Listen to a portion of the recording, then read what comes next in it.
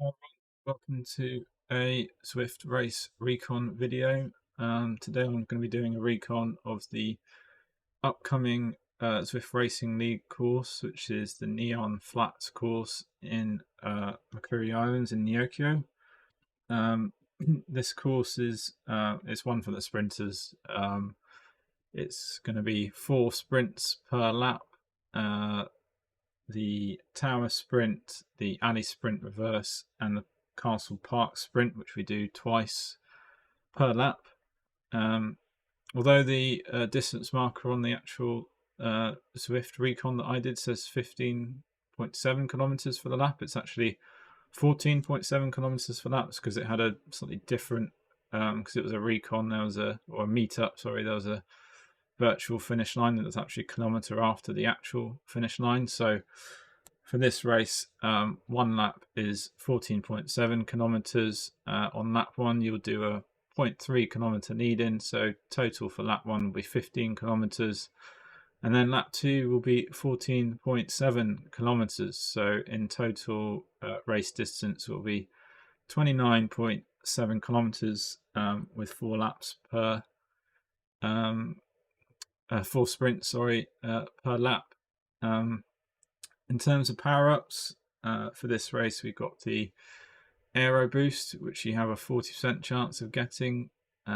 There's the Ghost power-up, which you have a 30% chance of getting, and the Draft boost, or the Van power-up, which also has a 30% chance of getting. In terms of power-ups, I think the one that everyone's gonna kind of want, or the one that I think is going to be the most useful, is going to be that Aero boost power up on these sprints. I think the Draft power up is pretty close behind, especially given that these sprints are quite long.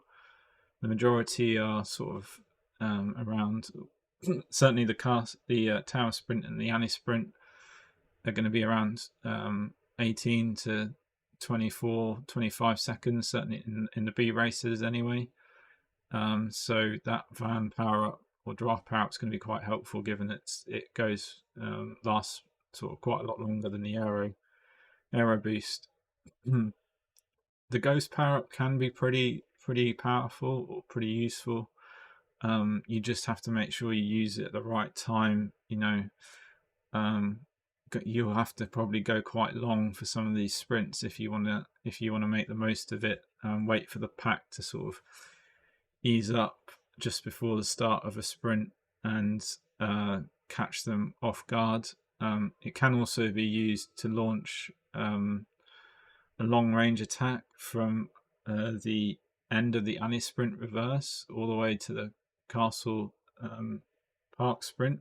From the end of the alley sprint reverse to the end of the castle park sprint, it's about sort of just under 2 kilometers. So you're talking sort of maybe a 3 minute, just over 3 minutes of hard riding.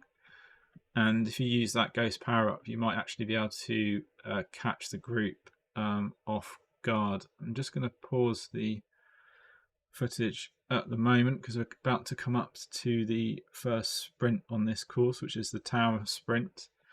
It's about just over 300 meters, 300 meter sprint, and you'll know when you're getting close because we have this slight right hand bend in the course, and that's when you need to sort of be aware that you're getting close to that tower sprint. And there's a few zebra crossings which will also be a bit of an indicator as well. So tower sprint starts at 2.4 kilometers when you'll be racing, not the 2 kilometers on screen. It's 2.4 kilometers for the first tower sprint. So be aware of that distance point.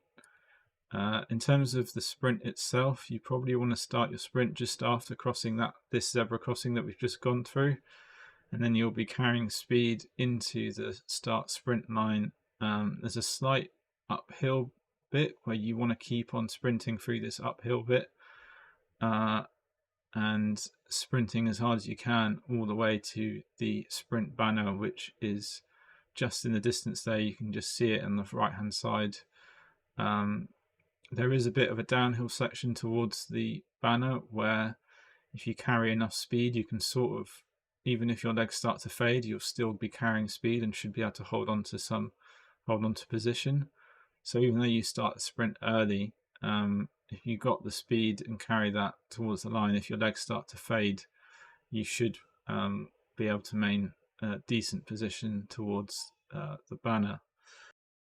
In terms of the fastest through times, I suspect in B races anyway, this is going to be about 18 seconds, so below 20 seconds. In the C races, maybe closer to that 20-second mark.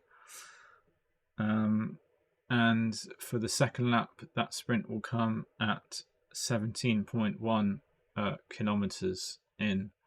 I will be putting the distances for each sprint and details of each sprint in the description below. So if you miss any of those, or if I miss any of them, please have a look in the description below, and you can use that as a reference for your races. Once we go through the tower sprint, it's then a sort of 3-kilometer ride to the alley sprint reverse. I don't think anyone's going to try and launch a long range attack from this one. I suspect most people are just going to try and sit in, recover the legs, sort of save their legs for the sprints. So I don't expect there to be too much action in between these two sprints. But you never know, so just try and keep in the top half of the group. Don't waste don't waste more energy than you need to use. And if anyone sort of launches a long range attack, just be vigilant of it and monitor the situation. The alley sprint reverse is probably one of the hardest sprints on this. I mean, is the hardest sprint on this course. What makes it so tricky is it's the longest. It's about 380 meters. And also there's a slight ramp up towards the start of the sprint, which we're just about to come up to. So in terms of positioning, you just need to think about be aware of how the pack decide to take this ramp. If people start going hard, then you need to match them. Otherwise, you're going to get distance and you won't be able to sprint through the group. If they take it slow, then just stay with the group and try and stay near the front. But you want to start your sprint just as the gradient sort of levels off and before it starts to drop into a negative gradient. You want to start your sprint so that you can build up the momentum, build up the speed, and hit the start of this sprint line with as much speed from this slight downhill that leads into it. If you're not a sprinter, you probably want to use that rise towards the start of the sprint as an opportunity to try and get a gap over the group. If you're not a sprinter, the group's going to come flying, or the sprinters are going to come flying past you, and if you're not, you want to give yourself a bit of a gap, or try and get yourself a little bit of a gap into that sprint, so that when they come flying past you, you're not already distanced. And hopefully the group will ease off through the sprint, which will give you a chance to catch back on.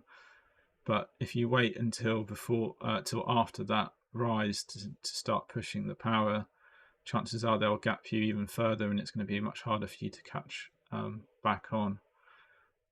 In terms of fastest through for the alley sprint reverse, it's probably going to be around sort of 24 seconds in the B races. That's my PB from a previous race, was about 23 seconds. So yeah, it seems like the fastest through times though are getting quicker and quicker, so maybe it's going to be sort of 22 this time round. In terms of the distance for the alley sprint reverse, that comes at 5.7 kilometers at lap 1 and 20.4 kilometers for lap 2. As I mentioned at the very beginning. There is an opportunity if you fancy a long range attack to launch an attack at the end of the anti-sprint reverse and try and get yourself all the way across to the end of the country park sprint, which is approximately a 2 kilometer distance. So you're talking sort of three minutes roughly in terms of effort. So yeah, it's a good opportunity to use a ghost power up, get yourself clear of the group, and hopefully by the time they realise you're gone, they're not going to try and chase you down. But it's going to be quite a hard effort, and you're going to have to try and recover quickly once the group do catch up to you, because they will be carrying speed. So just be aware of that when that group come towards you, you're going to have to try and maybe put in a bit of a dig just to catch back onto that group. Otherwise, they might come surging past you. But if you do make that move and you make it stick, that's an impressive effort. And yeah, you deserve a lot of ride-ons and a lot of kudos for making that move stick. We're just coming into the start of the country park sprint now. We come through the temple gates onto this little downhill section of paved road. This is when you want to start your sprint just here. Carry the speed from the downhill into the start of the sprint line. Maximum speed through the sprint. If you got a draft boost or an aero boost, this is what you know, use them through this section and just sprint all the way through to the line and hopefully grab yourself some first across the line and fastest through points. In terms of fastest through for the Castle Park sprint, I reckon it's going to be sort of 12 seconds in the A race, 12 to 13 seconds in the B race, sorry. Maybe closer to sort of 13 to 15 seconds in the C races. And in terms of the distance points for the country parks, Castle Park sprint, sorry, you're looking at 7.6 kilometers on lap 1 is when it starts, but we do it twice per lap, so 7.6 kilometers for the first time through on lap 1, and then on the second time through on lap 1 it'll be 11.4 kilometers, and then for lap 2 the first time through is going to be 22 kilometers and 26.1 kilometers for the second time through on lap 2. So once we've gone through the Castle Park sprint for the second time, we then have about 3 kilometers until we get to the start of lap 2, or what would be on second lap, the finish. So straight after the Castle Park sprint on lap 2, you want to start thinking about the finish. How do you want to play that out? Do you want to make a long range attack? Do you want to wait until do you want to hold back and wait for your sprint?